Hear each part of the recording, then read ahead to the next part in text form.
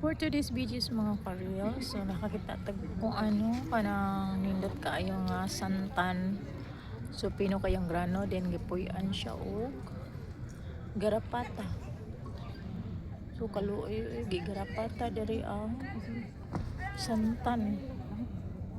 Daghan kay sakit ang santan, gigarapata siya. Tanawa.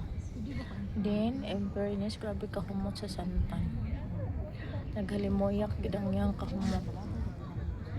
No, di ay hinungdan nga gipuy at siya garapata kay grabe niya kahumot. Humot kayo siya. Ganahan kay ko sa iya ha. Pagka grano makapino kay siya og da kanang buwak gani. So gagmay kay siya og kuan. Ganahan kay ko. Super cute.